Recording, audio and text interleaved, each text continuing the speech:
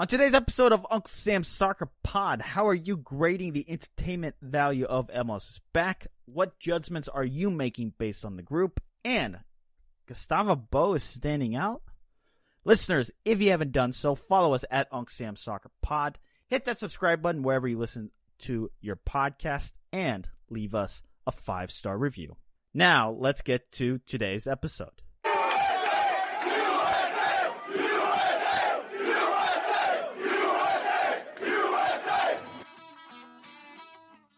Thanks for listening to Uncle Sam's Soccer Podcast, keeping you up to date with the latest in American soccer.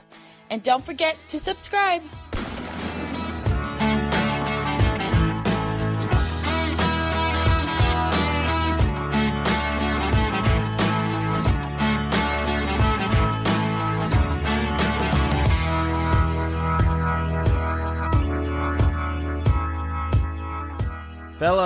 Fellas, we're talking MLS today, listeners. It's a threesome here. You got myself, you got Jake, and Justin. Oh boy. Yeah, he did it. He went with it. He said threesome. Anyway, Justin, welcome. This is a PG show, Steven. We got to put the explicit tag on it now. No, it's you golf in a foursome. I don't know what are you talking about? Get your head out of the gutter, man. Hey, sorry. I'm sorry you went there. Justin, how are you doing? There's no easy transition away from that, by the way. So yeah, Justin, how's it going? Nah, it's we're doing well. Excited to be back on. Excited to talk MLS. So get to talk about MLS is back and how we feel about it. Yes. Finally, we're talking about soccer. It's been a while. No, we're not talking about COVID today, which is nice, right, Jake? Well, that's to be determined. We still have another 20, 25 minutes to go here, so that could come up. We don't know yet. The night's still young. The night is still young. Listeners, we're recording this July 21st on this Tuesday night. During the Columbus-Atlanta game, Columbus is up 1-0. Briefly, 12 seconds here. Is this a statement by Columbus right here, beating Atlanta 1-0, or after Atlanta lost to FC Cincinnati?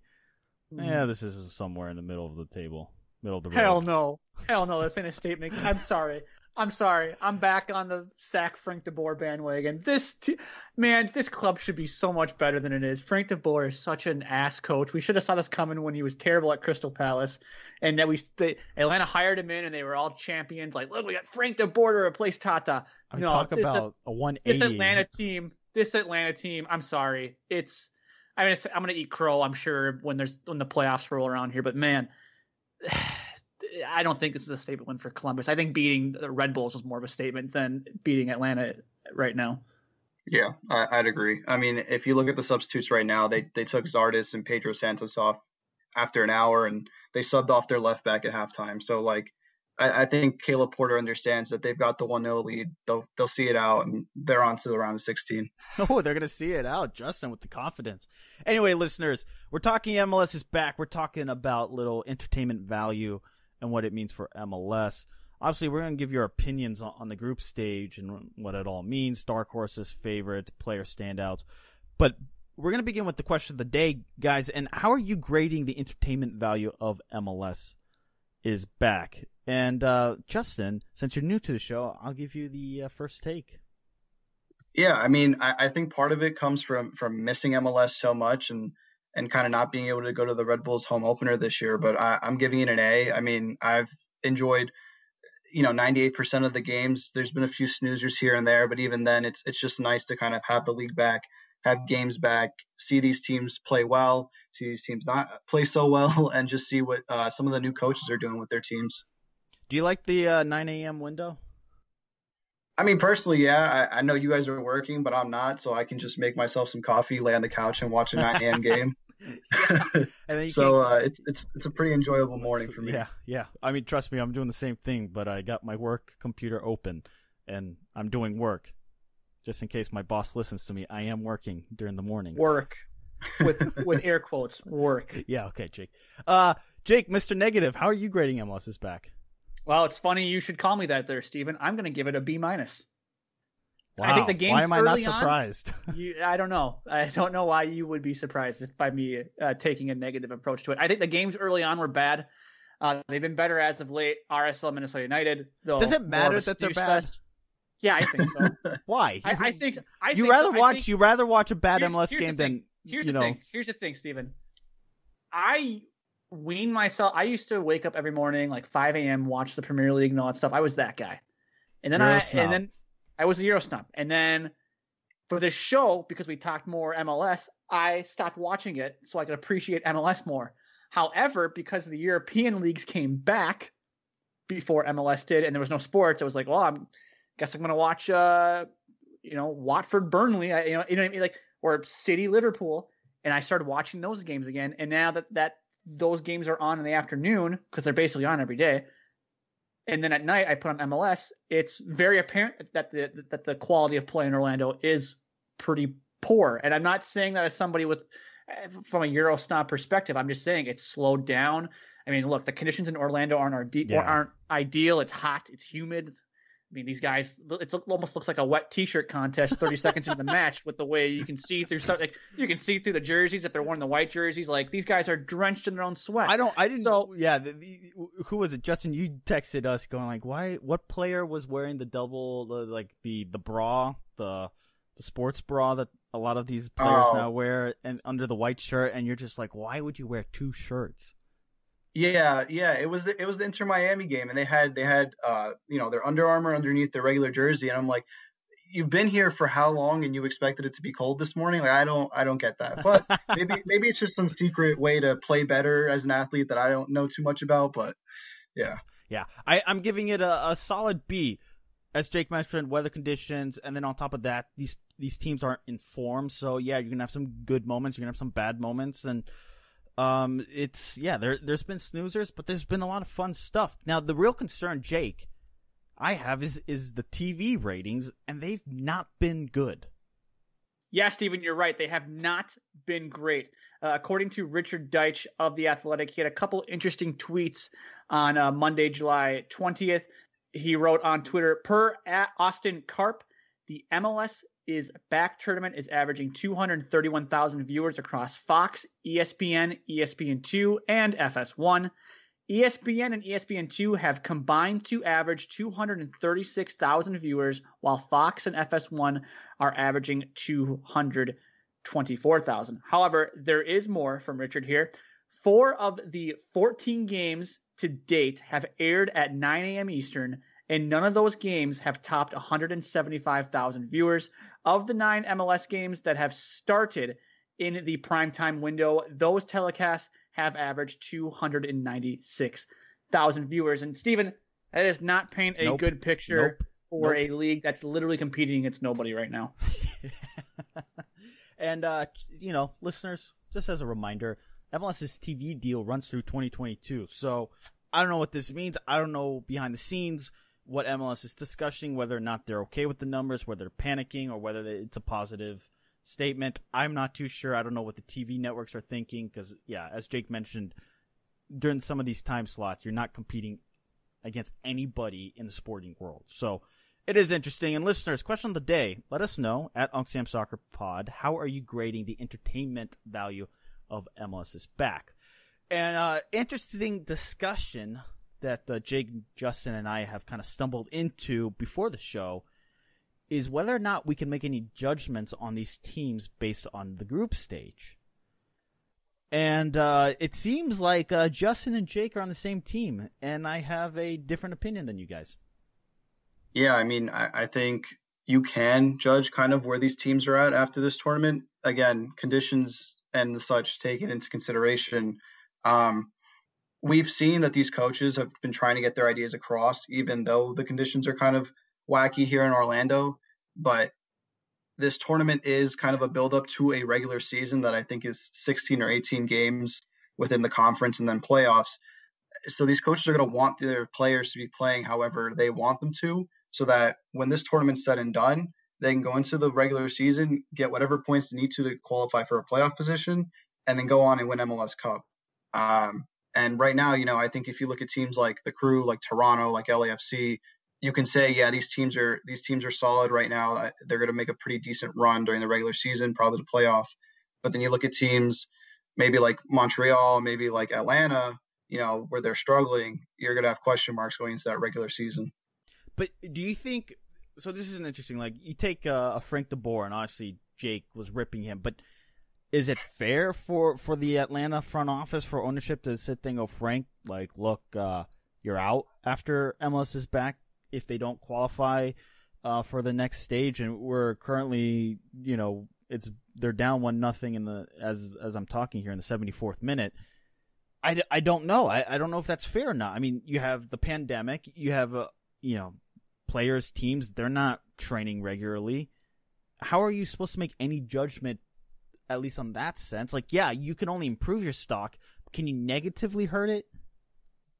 I mean, DeBoer's had a year to work with this Atlanta team, and I think we saw them maybe not necessarily hit a decline, but stall out last year, especially because players like Pity Martinez weren't necessarily, hitting the heights that they had been before they came to the club. But I think this tournament just emphasized even more how much Atlanta has regressed since DeBoer has come and tried to kind of, I guess, make this team his own by selling a lot of key players like Julian Gressel. But, you see without Joseph Martinez, there's no star player to carry on what we now see as a poor Atlanta team to a playoff position and then potentially, a deep run in MLS Cup playoffs. Yeah, I think, look, this tournament, I think you come on, Mr. Negative. I think you can make judgments. Now, look, I know I basically said sack Frank DeBoer at the start of this season, or at the start of the show, sorry. Freudian slip. But I there. don't think, yeah, right. I don't think Frank DeBoer is going to lose his job if he doesn't, salvage this match against Columbus Crew here. But like these games, but Jake, but that's an interesting point, because if no owner is firing their coach after this group stage. Like, if you didn't qualify for the knockout rounds, no one's getting fired. I can tell you that right now. Yeah, because you have to treat these games as regular season games. You can't look at them as a tournament. No, you don't treat. Yeah, okay, sure. In the standings, they count as regular season, but simply put it, this is preseason. And if you advance to the knockout stage, good for you. You get to play more preseason games. Yeah, they're gonna mean something. You have the Champions League and money tied to the winner, but it's extended preseason. And yeah, Inter Miami, right? They've been god awful. They have lost every game that they've been in MLS. They're down in a 15-point hole when it comes to making the playoffs and whatever it may be. Speaking of Miami, they're probably happy there was a pandemic, to be honest with you. I mean, look at how bad they had played. They may be, if this was a full season, they may be the worst expansion team of all time. And they may have just dodged that bullet by not having to play a full regular season this year. As Justin alluded to, we might be looking at 16, 18 regular season games when this tournament's all said and done. By the way, there hasn't even been a schedule release for that, so we don't know where this is going after this. There could be no MLS after the first week of August. We don't know. You know what I mean? Nobody has released a plan yet of we're going to play games, and here we go. Yeah, exactly. Nobody has any clue. But yes, you're right. These are glorified preseason games, but they still count for something. So yeah, I don't know. I look at it as if you were a team, would you fire if you were an owner of a team, would you fire your coach based off of a run of 3 games? Would you he looked like crap these 3 games? If you have the cojones and you're in Atlanta, so let's make this in the modern. Let's do some parallelism here. Atlanta United is what? The equivalent of what club in England? I don't know. I mean, how do you? Okay, Manchester United, a team that is up there at the top of the league. Manchester? No. That's like the Galaxy. Manchester Galaxy, like Man United, with all the titles and everything. Good lord. I don't know. Give me a club. City. City. Well, I'm not going to give you a club, but I'll say this much as far as the coaching and stuff goes. It doesn't make sense to fire a coach now. Let's pretend there was that 18-game regular season. It doesn't make sense to fire your coach now because, one, I don't think MLS teams will necessarily be buying players right now to improve their squads. I think if anything, this tournament helped them put players, on display for European teams to come and pick them up. I think as an owner of a team, you kind of see this tournament, whether your team's playing good or bad, you got to ride out the rest of 2020. And when you go into 2021, that's when you make your moves and you're like, all right, if Atlanta does say DeBoer's out, then it's got to be at the end of this year. And it can't just be a rush decision. Then you're looking for a new coach. Then you're trying to rush by, players in through purchases and stuff. And I think that makes for a worse combination than. I'll be surprised. The voice of reason right there. I'll be surprised if any manager is fired at the end of the season. Oh, interesting. So there you go. Obviously, we disagree whether or not you can make judgments. I think it's more on the no side because it's tournament football. So, but what do I know? Orlando's been on fire, right? Are they a dark horse? Let's start talking about that. When it comes to winning this tournament, I think I don't know if every club is taking it as serious as others. But no, I agree with you, Steven. I agree with you. There are a segment of teams that could potentially go win this. And I don't know if it makes a statement or not, but I think we all agree the Crew have been phenomenal. Yeah, I mean they're definitely. I mean, they look to be the best team, right? I mean, that's kind of everyone's pick to win at this point. I mean, they're one of my favorites to win. I also have LAFC picked to be of course I do. I'm a LAFC Bobo. I love LAFC. But Justin, why should we take the Crew so seriously? I think it comes from the fact that they're so strong across the board in their team, and they're not just a team that likes to attack. They're a team that's obviously humming when they're going forward, but in defense too, they have players who can do the job defensively. They have players like Milton Valenzuela and Harrison Offal out wide who can get forward but can also do their jobs as fullbacks. And they have Mensah, who's been immense for the first two games.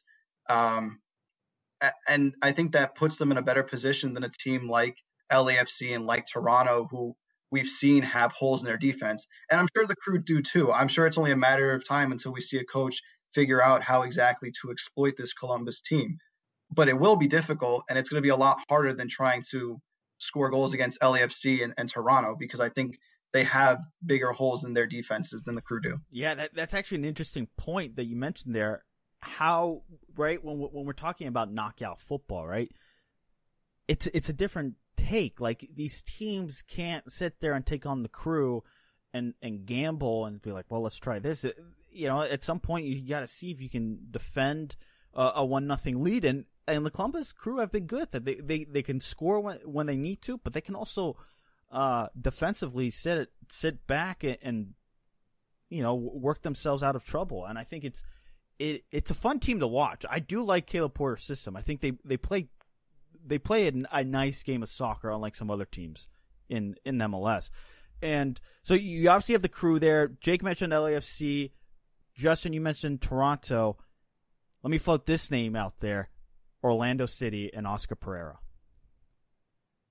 I genuinely think the scariest thing in any tournament style game, or any tournament in soccer, is a team that gets hot during the group stage.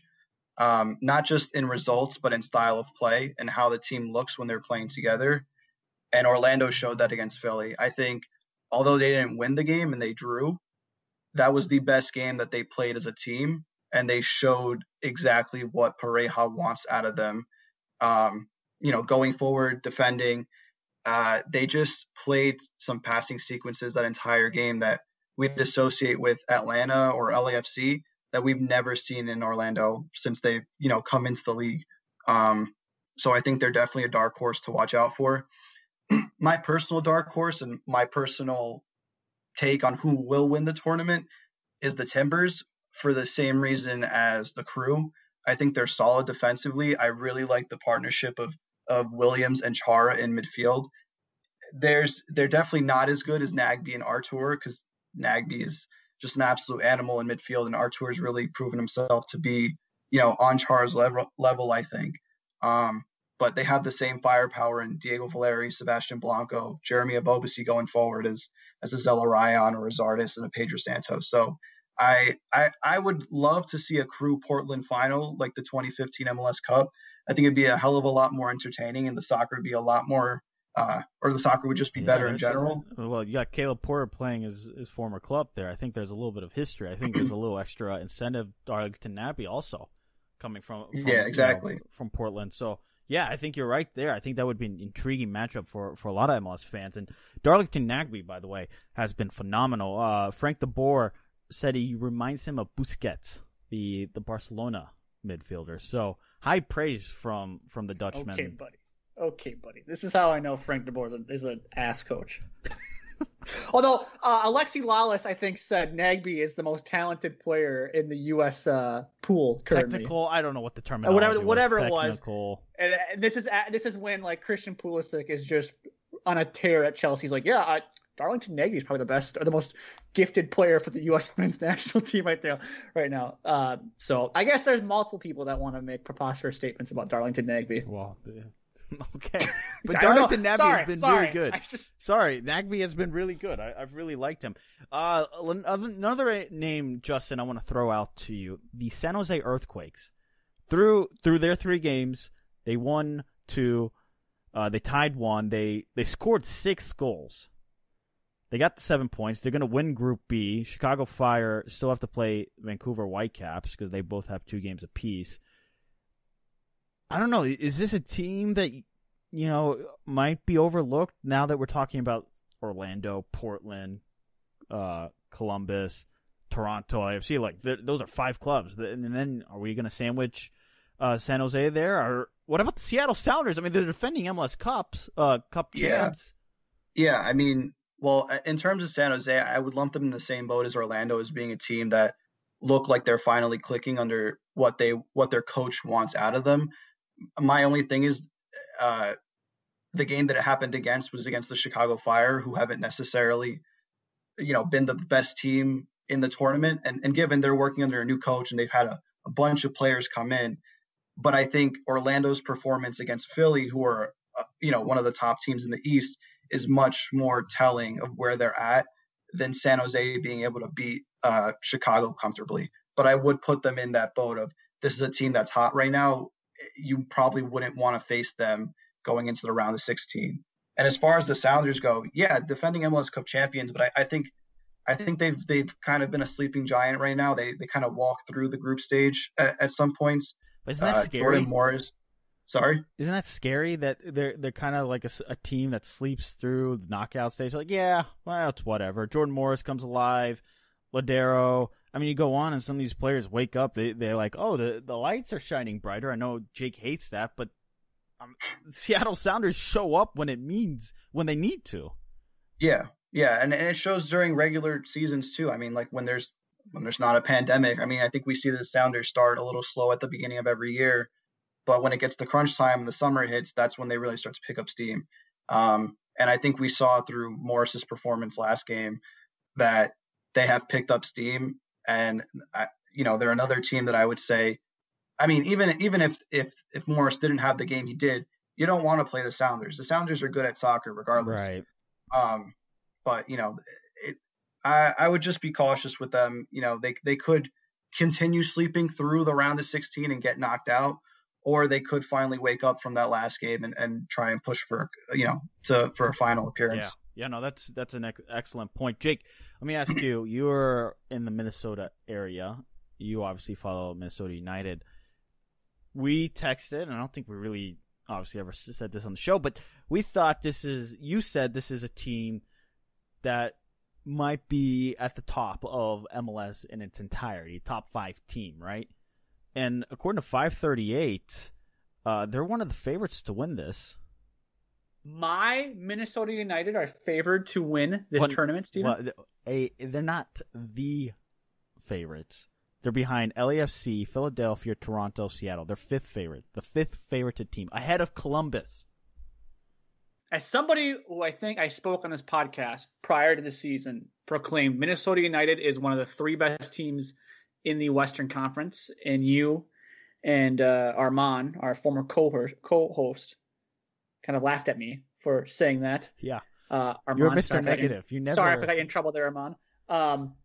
Yeah, I am Mr. Negative. To me, I think them having the 5th best odds or the 5th highest chances of winning this tournament is kind of laughable after watching them play their first 2 matches.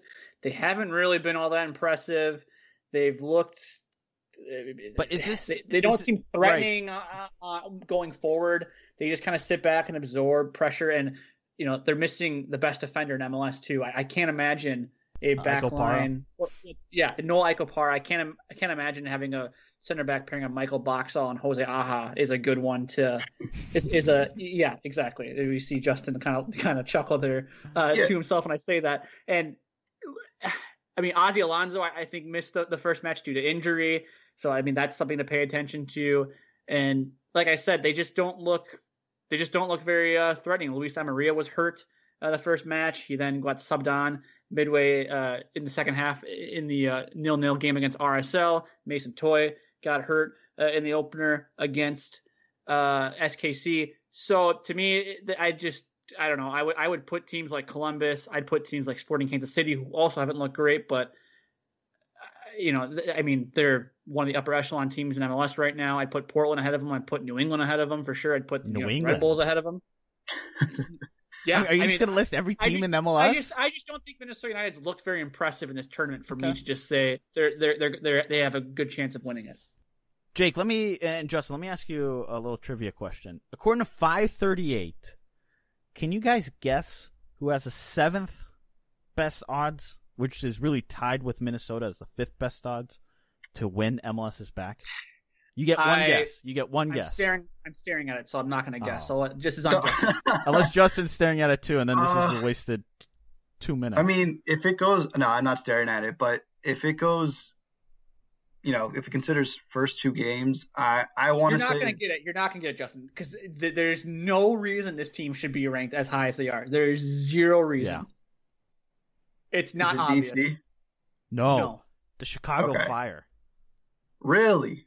Yeah, I mean, maybe because they have a game that they still have to play, and if they beat Vancouver, they suddenly top Seattle for second in the group because they'll have 6 points and Seattle has 4. I don't know. It's a strange thought there from 538. I mean, obviously they do computers and numbers in here, but I thought that was a bit striking. Like, Chicago Fire, they have that high of odds, and LAFC is running away with the odds at 22%, which kind of makes sense, but it's tournament football, Jake, and things can happen otherwise.